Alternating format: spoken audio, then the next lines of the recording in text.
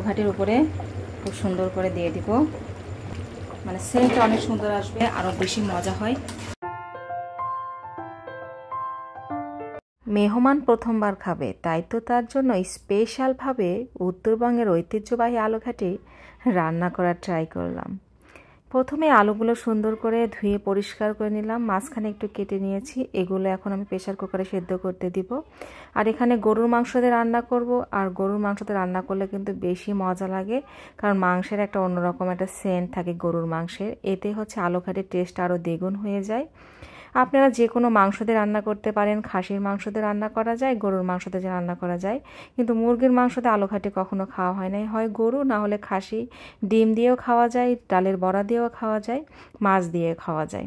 তো এখানে আমি প্রেসার কুকারে আলুটা সেদ্ধ দিয়ে দিলাম, আর এখানে মাংসটা ধুয়ে একদম পরিষ্কার করে কড়াইয়ে উঠিয়ে দিব। একদম মশলা দিয়ে মাংস উঠিয়ে দিয়েছি। এখানে একদম মরিচের গুঁড়া বেশি করে দিয়েছি, লবণ, মরিচের গুঁড়া, মানে আমাকে যদি পরবর্তীতে আলুর ভিতরে আর কিছু না দিতে হয়, একদম সব কিছু বেশি করে দিয়েছি। শুধু লবণটা লাগলে লবণটা পরবর্তীতে দেওয়া যাবে। তো আমি এখন মাংসটা খুব সুন্দর করে এভাবে কষিয়ে নেব অনেকক্ষণ, যতক্ষণ পর্যন্ত মাংস সেদ্ধ না হয় এতক্ষণ পর্যন্ত সুন্দর করে কষাতেই হবে।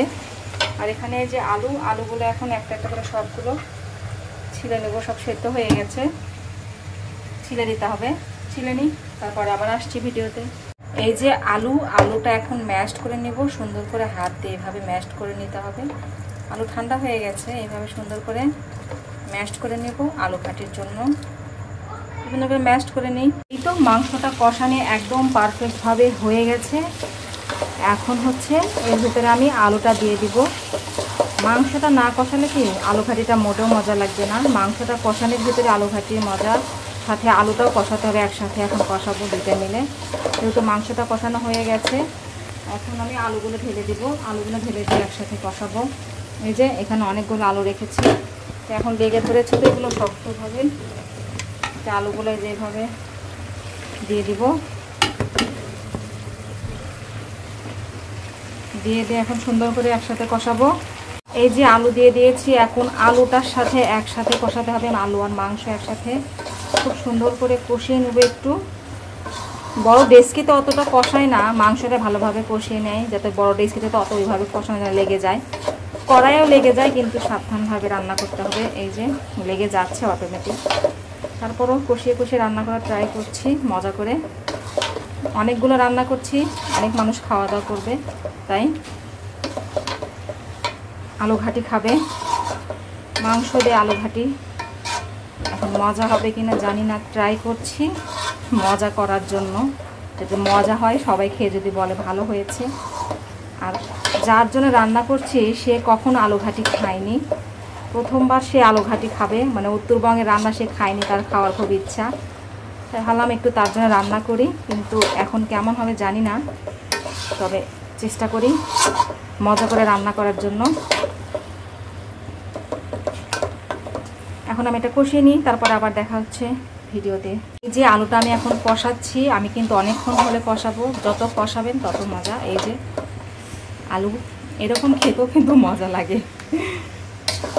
এখন কষিয়ে নিচ্ছি, এটা অনবরত নাড়তে হবে, না হলে নিচে তাইলে যে একটু লেগে ধরেছে, দেখতে পাচ্ছেন লেগে ধরবে।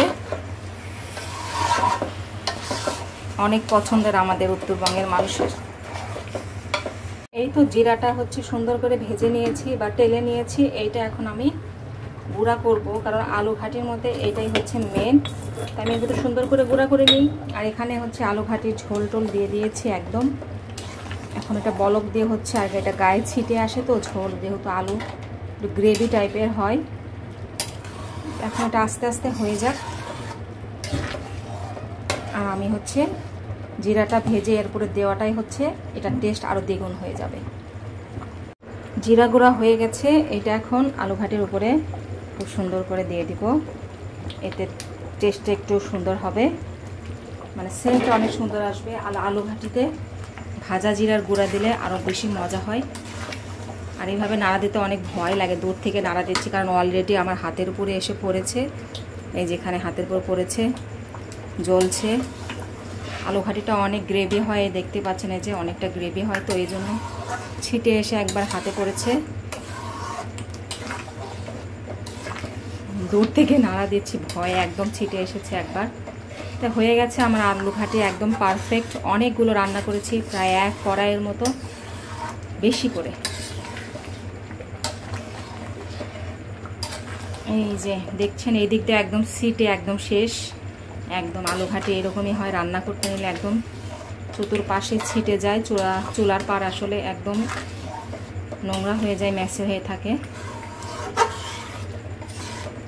এটা হয়ে গেছে পারফেক্ট আলু ঘাটি। এই যে একদম হয়ে গেছে আলু ঘাটি, মজাদার আলু ঘাটি রান্না কমপ্লিট।